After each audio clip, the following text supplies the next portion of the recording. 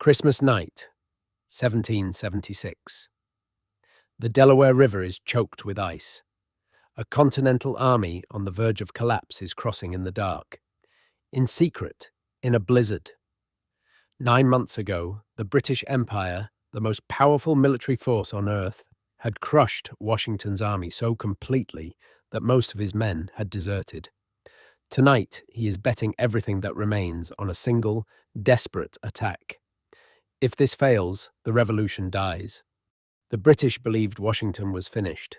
His army was starving, outnumbered, and had just suffered the worst string of defeats in American history. General Howe had stopped chasing him. Why pursue a dead man? But Washington had learned something in 8 months of losing that the British hadn't. How to survive long enough for one moment to change everything. That moment was about to arrive. George Washington was not supposed to be a revolutionary. He was a Virginia planter, wealthy, ambitious, obsessed with his reputation. He had served the British crown loyally in the French and Indian War and lost badly, but learned. He was not a brilliant battlefield tactician. What he was, in ways the British never understood, was unbreakable. Defeat could not stop him.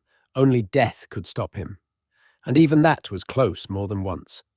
Against him stood the British Empire, a machine of war that had defeated Napoleon's predecessors, conquered India, and ruled the seas. General William Howe commanded the finest professional army in the world, trained, supplied, disciplined, and backed by the Royal Navy. The British didn't fear Washington. They barely considered him a serious opponent. He was a colonial amateur leading farmers with hunting rifles. They had beaten empires. What was he? By 1776, Britain's American colonies had been in rebellion for over a year. The stakes were enormous, not just 13 colonies, but the entire model of empire. If Washington won, it would prove that a people could overthrow the greatest power on earth. If Britain won, it would extinguish the idea of republican self-government for a generation. This wasn't just a military conflict. It was a question about the future of the world. The mismatch was staggering. Britain had a professional army, a global navy, and a treasury that could sustain a war indefinitely. Washington had a continental army that constantly dissolved as men's enlistments expired, a Congress that couldn't agree on funding, and no navy at all. He couldn't win by outfighting the British. His only strategy, the one that would define the entire war, was to simply refuse to be destroyed.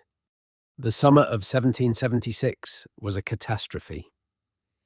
At the Battle of Long Island, Howe outflanked Washington so completely that the Continental Army nearly ceased to exist.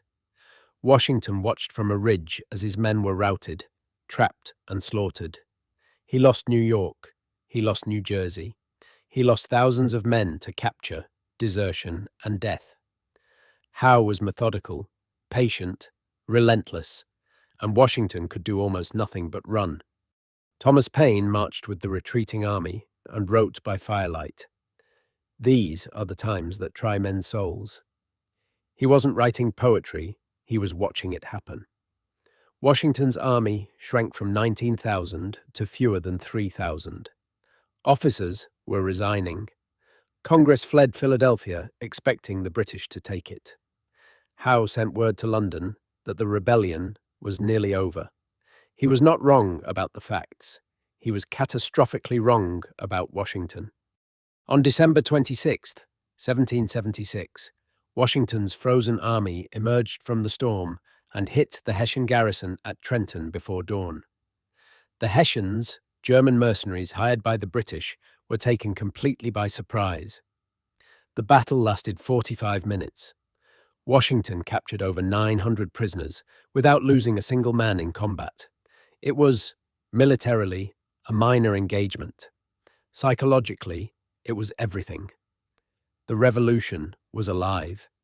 And suddenly, everyone knew Washington's name. Days later at Princeton, Washington rode directly into the crossfire to rally his men. Close enough that an aide covered his face. Certain the general was about to be shot dead. He wasn't touched. He won the battle. In 10 days, he had turned the narrative of the entire war. Recruits began flooding back. France, watching from across the Atlantic, started to pay very close attention. Howe had underestimated him. He would not be the last. The winter of 1777 at Valley Forge was the cruelest test. 2,000 men died of cold, starvation, and disease.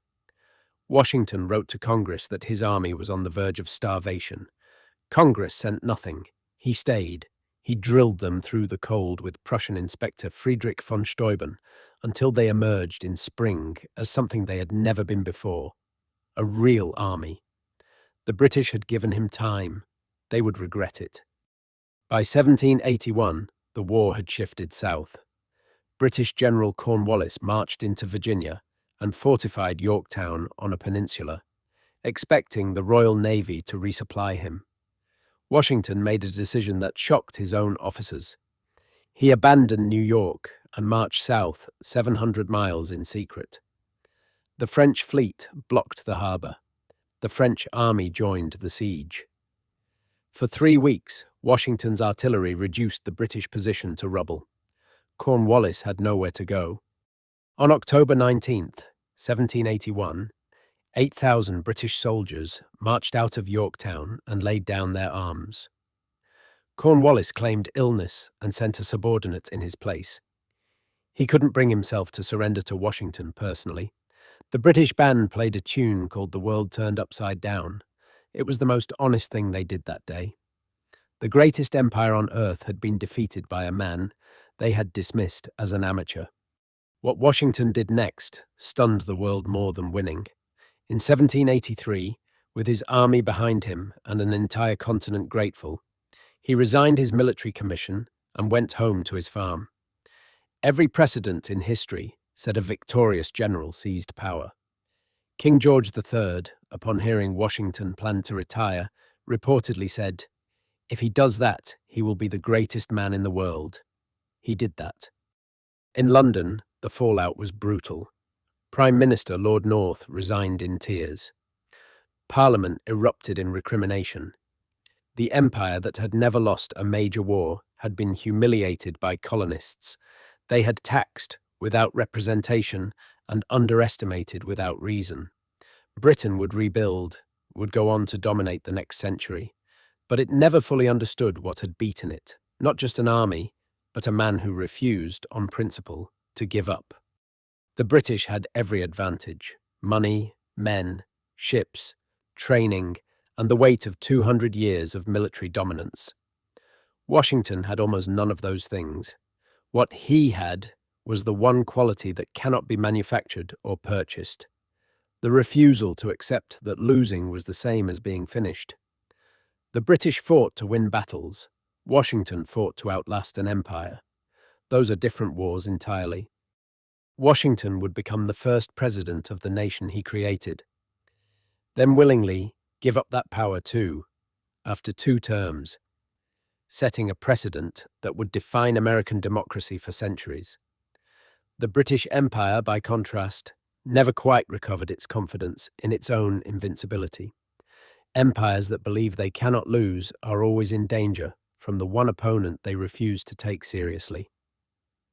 Washington had made that lesson permanent. The British Empire wanted obedience.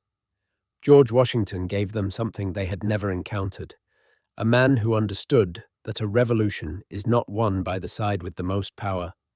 It is won by the side that cannot be made to stop. They had the army. He had the will. And in the end, the will was enough. It always is.